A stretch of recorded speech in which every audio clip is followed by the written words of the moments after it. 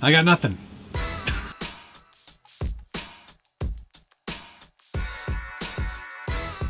Welcome back to the Scale Builders Guild. Thanks again for watching. It's episode 50, golden anniversary, of What's on the Bench Weekly.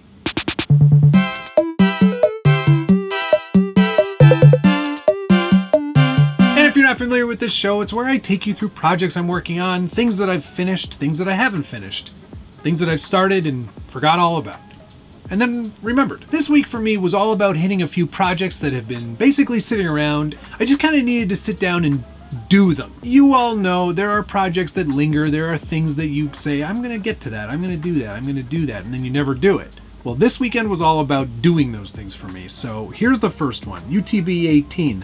Doesn't look much different, does it? Well, you're right, it doesn't on the outside. On the inside, though, I've installed Team Garage Hack's set of overdrive and underdrive gears in the portals. So now at the portals, we're getting the front overdrive, the rear no overdrive, underdrive. Basically, it's going slower than the front wheels because that helps you pull yourself up over an obstacle. What a great demo I just did. Pulls yourself up over an obstacle. An invisible one, maybe. But yeah, this was a very simple thing to do, super easy change, but you know that I've already done a ton of things to this UTB18. It is not by any means stock anymore. Full Homes Hobbies conversion on the ESC and motor. It's running one of those little outrunner motors, and it is super slow, super easy to drive, and an absolute blast on the rocks. And the other major difference, of course, is the Vanquish method wheels with these 3.85 inch tall BF Goodrich crawler TAs from Proline. It's a great little setup and works really well. It's also got all the brass weights on it and everything. Very fun little truck. This size of RC is perfect to travel with, and I've got my trip to Ireland coming up. This might fit in the suitcase without my wife noticing. So, good contender for that. Have you got any ideas for good travel RCs or locations? Put a comment down below. Put a comment down below. You know I love reading through your feedback, and I try to answer as many of them as I can. And if you're enjoying this video, hit the like button, subscribe if you haven't already, and ring that notification bell so you get updates anytime there's a new video from the Scale Builders Guild. Usually this is a weekly show.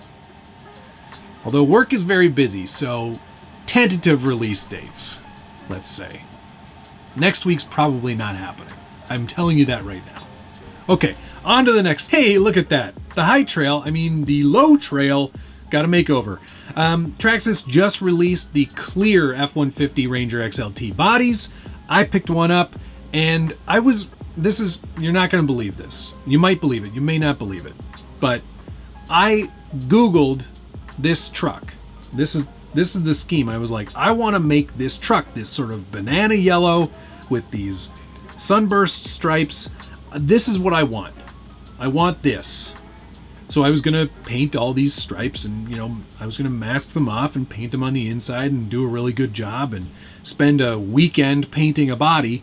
And then lo and behold, these decals are included in the bag with the body. And you get all the chrome and all the wipers and rear view mirrors and everything else. You don't get bumpers, but you get everything else. And I was just so chuffed. I was like, well, that just made my weekend free up so I can handle other projects. But doesn't this look great? I'm so happy with this truck. The stance is perfect. I think it looks great.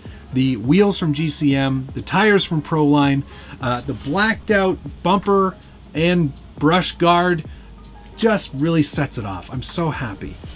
I'm so happy that I intentionally installed Ford upside down. That's how much I liked it. Very happy with this. I think it looks fantastic. Oh, I just realized I forgot a sticker. I don't know where that bag... Not only does Traxxas include this really awesome sticker sheet, they also include another couple sets so you can do another two-tone sort of look. It's pretty amazing, and this way you get clear windows too without having to mess with any chemicals. They just give you paint masks.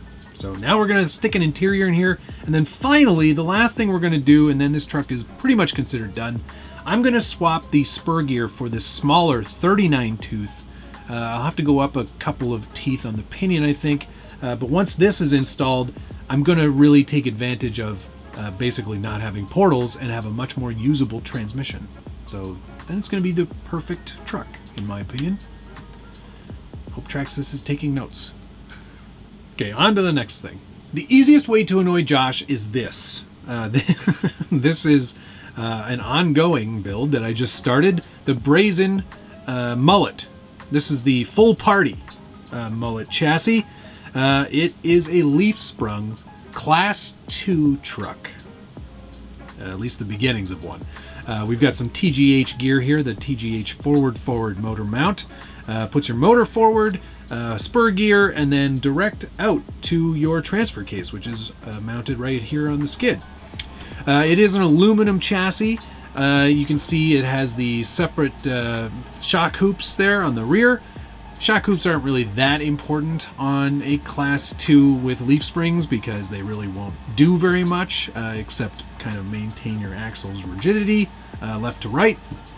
But it is good to have them. Yeah, I just put this motor on for placement just for now, but you can see there's plenty of travel under there. There were some concerns on my Instagram post about not being able to get any travel out of it. There's still plenty of room for travel. I was considering leaf under, or I was considering leaf under, but I do want to have a bit more height because it will be Class 2. So we're going to go leaf over. I will have to develop some sort of anti-wrap bar, but those are always fun to make and shouldn't be a big deal to kind of make happen with this chassis, but very cool that Brazen is offering a leaf-sprung chassis. I'll be developing some of my own sliders and mounts and doodads and what have yous to make this all work together, to make this all work seamlessly with this Hilux body. Yes, what a shocker, putting a Hilux body on a Class 2 truck. No one's ever done that before. It's amazing. I'm the first one ever. But there will be some differences. I've got either the bobbed marlin bed to maybe put on the back there. I've also got a step side bed that has a full drop that might be a little more interesting and a little more worthy of doing something original.